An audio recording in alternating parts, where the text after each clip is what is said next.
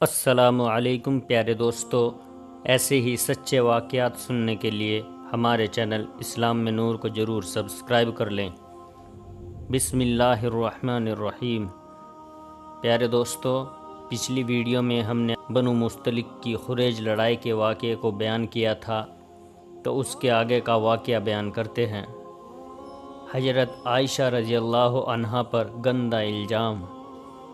بنو مستلق کی لڑائی میں مسلمان جیت کر لوٹنے لگے تو انہوں نے ندی کے پار آ کر اس جگہ قیام کیا۔ قیدی اور غنیمت کا مال اسی وقت مجاہدوں میں بانٹ دیے گئے۔ حارث کی بیٹی جویریہ کو ثابت بن قیس نے گرفتار کیا تھا، اس لیے وہ انہی کے حصے میں دے دی گئی۔ عبداللہ بن ابی منافق کو مسلمانوں کی یہ باتیں بڑی ناگوار گزر رہی تھی، اس لیے اس نے مسلمانوں میں پھوٹ ڈالنے کی ایک نئی چال چلی۔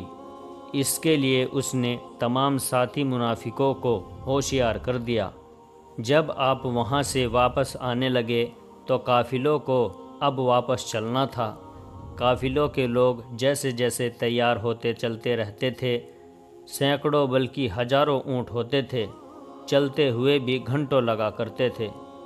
حضرت عائشہ رضی اللہ عنہا نے سوچا کہ قافلے نے جانا ہے، پتہ نہیں کتنا وقت لگ جائے، کیوں نہ قضائے حاجت پیشاب وغیرہ سے فارغ ہو جاؤں۔ اس وقت حاجت کے لیے کھیتوں میں جایا کرتے تھے، لہٰذا آپ دور چلی گئی تاکہ فراغت حاصل کر سکیں۔ جب فارغ ہو کر واپس آئی تو آپ نے ہودج میں بیٹھنا تھا، جس کو سواری کے اوپر رکھا جاتا تھا۔ اتنے میں حضرت عائشہ نے محسوس کیا کہ میرے گلے میں ایک ہار پہنا ہوا تھا، وہ کہیں ٹوٹ کر گر گیا ہے۔ سوچا کہ ابھی تو روانہ ہونے میں وقت ہوگا، میں جا کر ہار دیکھ لیتی ہوں۔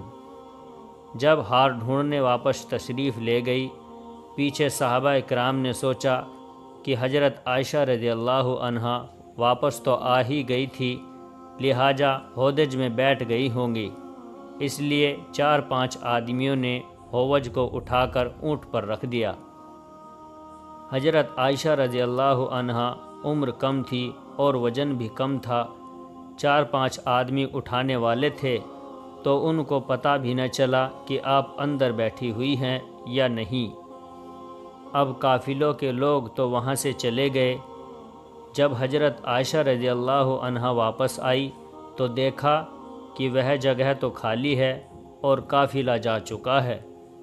آپ کو اطمینان تھا کہ جب نبی کریم صلی اللہ علیہ وسلم کو پتہ چلے گا تو کسی نہ کسی کو بھیجیں گے، اس لیے آپ وہیں بیٹھ گئی۔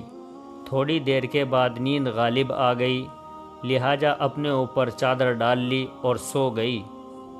نبی اکرم صلی اللہ علیہ وسلم کی عادت تھی کہ صحابہ میں سے کسی ایک صحابی کو حکم دیا جاتا تھا کہ جب سارا قافلہ چلا جائے تو اگر رات کا وقت ہو تو صبح کے وقت وہاں آ کر دیکھے کہ کہیں کوئی چیز پیچھے پڑی تو نہیں رہ گئی۔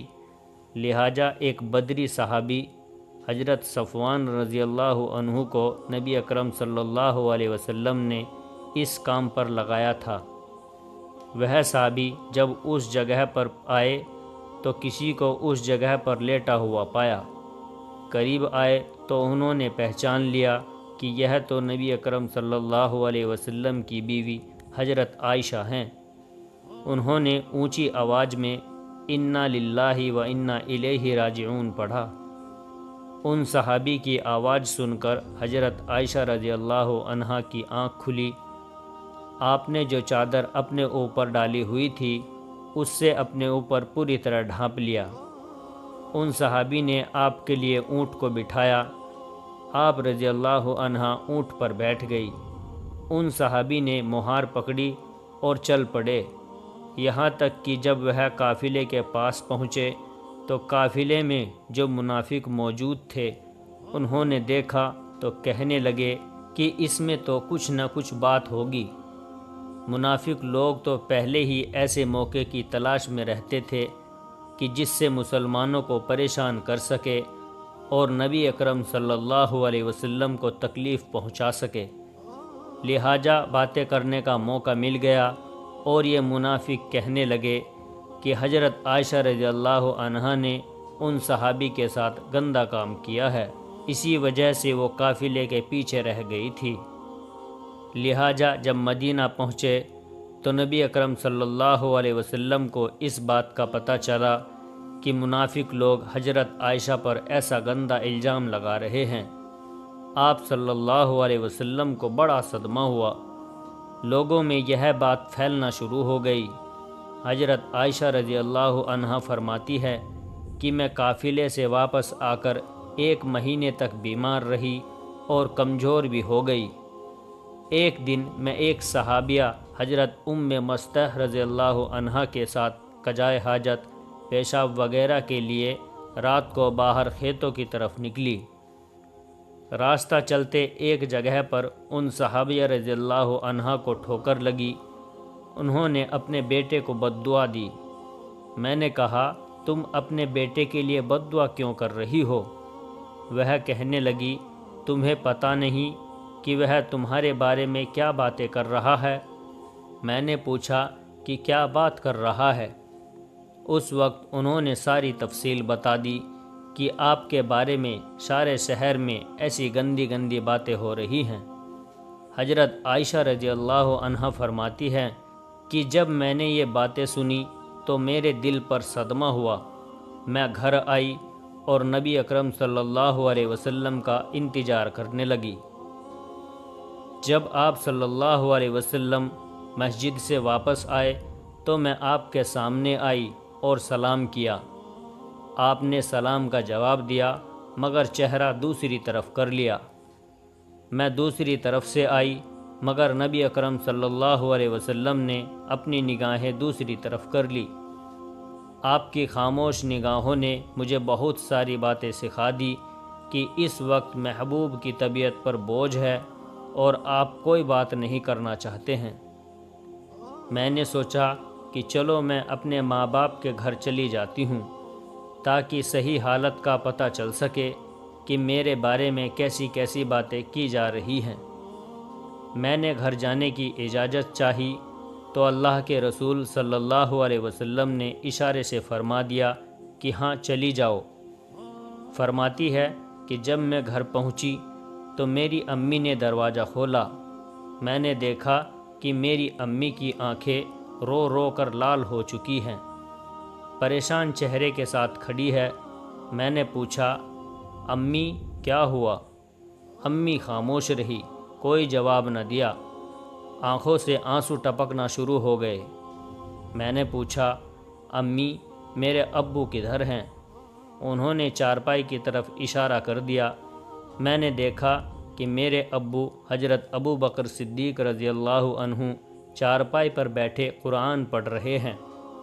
ایک ایک آیت پر آنکھوں سے آنسو ٹپ ٹپ گرتے ہیں، اللہ کے حضور میں دعائیں مانگ رہے ہیں۔ فرماتی ہے کہ میں نے جب گھر میں بھی غم کا ماحول دیکھا تو میری طبیعت اور زیادہ پریشان ہو گئی۔ میں نے سوچا کہ میں کیا کروں؟ جن پر مجھے بھروسہ تھا، جو میری زندگی کے رکھوالے تھے، وہ بھی آج مجھ سے ناراض ہیں، ماں باپ بھی آج جدا ہیں، میں آج کہاں جاؤں؟ دل میں خیال آیا کہ کیوں نہ میں اپنے اللہ کی طرف متوجہ ہوں۔ اس لیے فرماتی ہیں کہ میں نے وضو کیا اور گھر کے ایک کونے کی طرف جانے لگی۔ ماں نے پوچھا، عائشہ کدھر جا رہی ہو؟ ان کو ڈر لگا کہ بیٹی پریشان ہے، ایسا نہ ہو کہ کوئی خطرناک فیصلہ کر لے۔ فرماتی ہے کہ میں نے امی کو کہا، امی اپنے رب کے حضور دعائیں مانگنے جا رہی ہوں۔ فرماتی ہے کہ میں نے مصلی بچھایا اور سجدے میں سر رکھ کر دعائیں مانگنی شروع کر دی کہ اے مسکینوں کے پروردگار، اے فریادیوں کے فریاد سننے والے اللہ، اے مظلوموں کے پروردگار، اے کمزوروں کی سننے والے آقا، تیرے مقبول بندوں پر جب بھی کوئی ایسا وقت آیا، اے اللہ تو نے ہی ان کی مدد کی۔ اے اللہ یوسف علیہ السلام پر الزام لگا تو آپ ہی نے انہیں بچایا۔ اے اللہ مریم علیہ السلام پر الزام لگا تو آپ نے ہی ان کی پاک دامنی کی گواہی دلوائی۔ اے اللہ، آج تیرے محبوب کی عائشہ تیرے دروازے پر حاضر ہے اور فریاد کرتی ہے کہ میرے بارے میں بھی اسی طرح کی باتیں کی جا رہی ہے۔ اے میرے پروردگار، تو ہمیرا کی مدد فرما۔ میرے شوہر نے بھی اس وقت میرے ساتھ بات کرنا چھوڑ دی ہے۔ اے اللہ، اب تیرے سوا کوئی سہارا نہیں جو اس کمزور کو تسلی دے سکے۔ حضرت عائشہ رضی اللہ عنہا رو رو کر دعائیں کر رہی تھی۔ ادھر دعائیں مانگی جا رہی تھی اور ادھر حضور صلی اللہ علیہ وسلم نے مسجد نبوی میں مجلس مشاورت قائم کی ہوئی تھی۔ حضرت ابو بکر رضی اللہ عنہ تو گھر میں تھے، باقی صحابہ جمع تھے۔ نبی اکرم صلی اللہ علیہ وسلم بھی غمزدہ بیٹھے تھے۔ صحابہ کرام کے چہروں پر اداسی تھی۔ انہوں نے اپنے محبوب کے چہرے کو غمزدہ دیکھا، جس کی وجہ سے صحابہ کرام کی طبیعت بھی عجیب بن چکی تھی، لہٰذا کچھ صحابہ کرام تو سسکیاں لے لے کر رو رہے تھے۔ نبی اکرم صلی اللہ علیہ وسلم نے اپنے یاروں سے پوچھا، اس معاملے میں تم کیا مشورہ دیتے ہو؟ سب سے پہلے حضرت عمر سے پوچھا کہ اے عمر، تم اس معاملے میں کیا کہتے ہو؟ حضرت عمر رضی اللہ عنہ نے آگے بڑھ کر کہا، اے اللہ کے رسول صلی اللہ علیہ وسلم، اللہ تعالیٰ نے آپ کو اتنی عزت اور شرافت بخشی ہے کہ آپ کے بدن پر کسی گندی مکھی کو بھی بیٹھنے کی اجازت نہیں ہے۔ جب اللہ نے آپ کو اتنا پاکیزہ بنایا ہے کہ آپ پر ایک گندی مکھی کو بیٹھنے کی اجازت نہیں دی، تو آپ کی جیون ساتھی ایسے کیسے ہو سکتی ہے کہ جس کے اندر گناہوں کی گندگی ہو؟ اس لیے مجھے تو یہ چیز ٹھیک نظر نہیں آتی۔ یہ سب عائشہ پر جھوٹا الزام ہے، وہ بالکل پاکیزہ ہے۔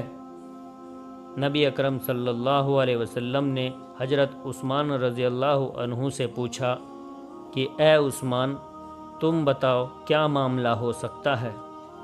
حضرت عثمان نے اس وقت نبوت کی صحبت کا حق ادا کر دیا۔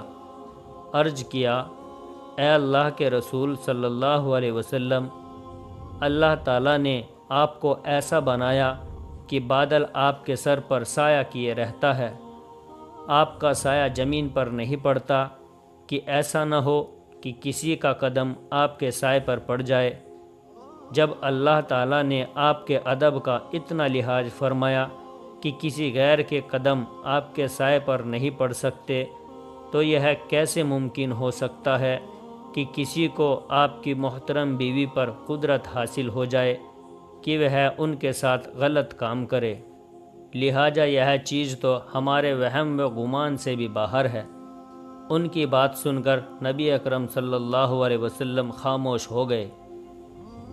اس کے بعد نبی اکرم صلی اللہ علیہ وسلم نے حضرت علی رضی اللہ عنہ سے پوچھا، علی، تم بتاؤ کیا معاملہ ہو سکتا ہے؟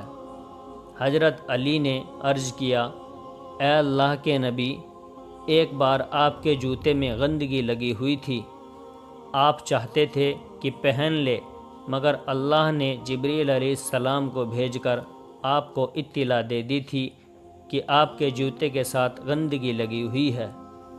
جب جوتے پر گندگی لگی ہوئی تھی تو آپ کو بتا دیا گیا تھا۔ اگر آپ کے گھر والوں کے ساتھ کوئی ایسا معاملہ ہوتا تو آپ کو کیوں نہ بتا دیا جاتا؟ اس لیے یہ بات مجھے ٹھیک نظر نہیں آتی۔ نبی اکرم صلی اللہ علیہ وسلم پھر خاموش ہو گئے۔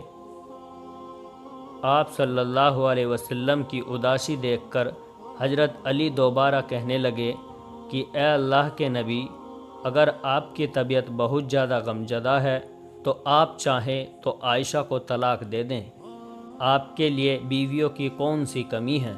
اللہ تعالیٰ آپ کو کوئی اور جیون ساتھی عطا فرما دیں گے۔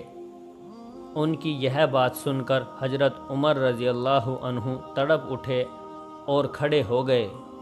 انہوں نے اس وقت نبی اکرم صلی اللہ علیہ وسلم سے پوچھا، اے اللہ کے نبی، آپ یہ ارشاد فرمائیے کہ عائشہ سے نکاح آپ نے اپنی مرضی سے کیا تھا یا آپ کو اللہ نے کہا تھا کہ عائشہ سے نکاح کرو؟ نبی اکرم صلی اللہ علیہ وسلم نے انگلی سے آسمان کی طرف اشارہ کیا کہ یہ تو میرے رب کی طرف سے اشارہ تھا کہ عائشہ سے نکاح کر لو۔ اس پر حضرت عمر رضی اللہ عنہ فرمانے لگے کہ اے اللہ کے نبی، اب آپ مجھے چھوڑ دیجئے اور ان منافقوں کو چھوڑ دیجئے۔ میری تلوار جانے اور منافقوں کی گردنیں جانے۔ وہ اللہ کی پسند کی عورت کے بارے میں ایسی گندی باتیں کیسے کر رہے ہیں؟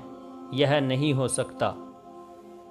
نبی اکرم صلی اللہ علیہ وسلم نے اس وقت حضرت عمر کو پیار کی نگاہوں سے دیکھ کر حضرت عمر کو غصے کو ٹھنڈا کیا، دل سے گویا کہہ رہے ہوں کہ عمر، اللہ تیرا نگہبان ہو، تو نے میرے غم کو ہلکا کر دیا۔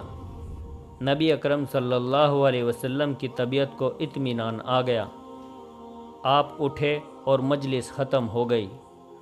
اس کے بعد حضور صلی اللہ علیہ وسلم حضرت ابو بکر رضی اللہ عنہ کے گھر کی طرف گئے تاکہ معلوم کریں کہ میری عائشہ کس حال میں ہے۔ نبی اکرم صلی اللہ علیہ وسلم نے دروازے پر دستک دی۔ حضرت ابو بکر کی بیوی نے دروازہ کھولا۔ نبی اکرم صلی اللہ علیہ وسلم نے دیکھا کہ ان کا رو رو کر برا حال ہو چکا ہے۔ جب صدیق اکبر رضی اللہ عنہ کی طرف دیکھا تو ان کی آنکھیں بھی رو رو کر لال ہو چکی تھی۔ آپ نے پوچھا، عائشہ نظر نہیں آ رہی؟ عائشہ کہاں ہے؟ انہوں نے گھر کے ایک کونے کی طرف اشارہ کیا۔ اس وقت حضرت عائشہ رضی اللہ عنہا سجدے میں پڑی رو رہی تھی۔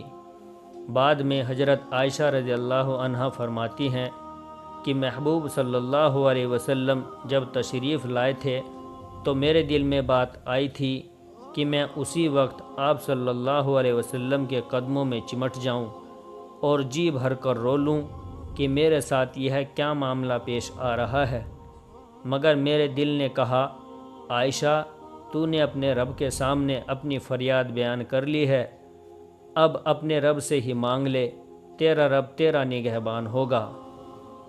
لہٰذا نبی اکرم صلی اللہ علیہ وسلم نے فرمایا، عائشہ۔ آپ صلی اللہ علیہ وسلم کی آواز سنتے ہی حضرت عائشہ نے سجدہ پورا کیا اور آ کر چارپائی پر خاموش بیٹھ گئی۔ نبی اکرم صلی اللہ علیہ وسلم قریب بیٹھ گئے۔ آپ نے پیار سے سمجھایا کہ عائشہ، اگر تجھ سے کوئی غلطی ہو گئی ہو تو اپنے رب سے معافی مانگ لے، رب کریم گناہوں کو معاف کرنے والا ہے۔ حضرت عائشہ فرماتی ہیں کہ اس وقت تک تو میں صبر کے ساتھ بیٹھی تھی، لیکن جب آپ صلی اللہ علیہ وسلم کی یہ باتیں سن کر میرے جبت کے باندھ ٹوٹ گئے، میری آنکھوں سے آنسو بہنے لگے۔ میں بیٹھی روتی رہی مگر خاموش تھی۔ روتے ہوئے میں نے کہا، میں وہی بات کہوں گی جو یوسف علیہ السلام کے والد نے کہی تھی کہ میں اپنا غم اور شکوہ اپنے رب سے کہتی ہوں۔ حضرت عائشہ رضی اللہ عنہا فرماتی ہیں کہ میں نے یہ الفاظ کہے اور پھر حضور صلی اللہ علیہ وسلم کے چہرے کی طرف دیکھا۔ آپ صلی اللہ علیہ وسلم کے ماتھے پر پسینے کے قطرے تھے اور آپ کے اندر وہ حسین کپ کپی دیکھی جو وحی نازل ہونے کے وقت ہوا کرتی تھی۔ آپ صلی اللہ علیہ وسلم کے اوپر نیند سی طاری ہو گئی۔ آپ صلی اللہ علیہ وسلم نے اپنے اوپر چادر ڈال لی۔ حضرت عائشہ رضی اللہ عنہا فرماتی ہیں کہ میں آرام سے بیٹھی تھی، دل میں خیال تھا کہ اللہ تعالیٰ آپ صلی اللہ علیہ وسلم کو خبر کر دیں گے یا نیند میں کوئی خواب دکھا دیں گے کہ میں بے گناہ ہوں، مگر میرے باپ اور میری ماں اتنی دیر اور زیادہ پریشان تھے۔ میں نے اپنے والد کو دیکھا کہ تڑپ رہے تھے کہ وہی نازل ہو رہی ہے، پتہ نہیں میری بیٹی کی قسمت کا کیا فیصلہ ہوتا ہے۔ والد کی آنکھوں میں بھی آنسو اور امی کی آنکھوں میں بھی آنسو۔ حضرت عائشہ رضی اللہ عنہا فرماتی ہیں کہ میں آرام سے بیٹھی تھی، تھوڑی دیر بعد حضور صلی اللہ علیہ وسلم نے چہرے سے کپڑا ہٹایا تو آپ صلی اللہ علیہ وسلم کا چہرہ 14ویں کے چاند کی طرح چمک رہا تھا۔ فرماتی ہیں کہ اس وقت جب میں نے آپ کے چہرے پر خوشی کے آثار دیکھے تو میں سمجھ گئی کہ اللہ تعالیٰ نے رحمت فرما دی ہے۔ نبی اکرم صلی اللہ علیہ وسلم نے ارشاد فرمایا، عائشہ مبارک ہو، اللہ کا کلام آیا ہے، اللہ تعالیٰ نے تیری برات نازل فرما دی ہے کہ تو بالکل بے گناہ ہے۔ حضرت عائشہ فرماتی ہے کہ اس وقت میری امی کہنے لگی کہ اے عائشہ اٹھو اور نبی اکرم صلی اللہ علیہ وسلم کا شکریہ ادا کرو۔ فرمانے لگی کہ اس وقت میری توجہ رب کی طرف گئی اور میں نے کہا کہ میں تم میں سے کسی کا شکریہ ادا نہیں کروں گی، بلکہ میں تو اپنے رب کا شکریہ ادا کروں گی، اسی نے مجھے بچایا ہے۔ اللہ نے حضرت عائشہ کی پاک دامنی میں پوری 18 آیتیں نازل فرمائی۔ یہی نہیں کہ صرف حضرت عائشہ کو بے گناہ فرمایا، بلکہ حضرت عائشہ سے فرمایا کہ تمہیں اتنے دنوں تک جو تکلیفوں میں رہنا پڑا، اس کے بدلے میں تمہارے لیے مغفرت اور اللہ کی طرف سے بڑا اجر ہے۔ اللہ تعالی ہمیں بھی ان کے پاک دامنی والی زندگیوں کا نمونہ عطا فرما دے اور ہمیں بھی حیا اور غیرت والی زندگی گزارنے کی توفیق عطا فرما دے، آمین۔ پیارے دوستو، اس کے آگے کا واقعہ ہم جلد ہی آپ کے سامنے پیش کریں گے، اور ویڈیو اگر اچھی لگی ہو تو ویڈیو کو لائک اور شیئر کیجئے، اور ہمارے چینل اسلام میں نور کو ضرور سبسکرائب کر لیں، اور جاتے جاتے ہمیں اپنا ایک پیارا سا کمنٹ ضرور کر دیں۔ السلام علیکم ورحمۃ اللہ وبرکاتہ۔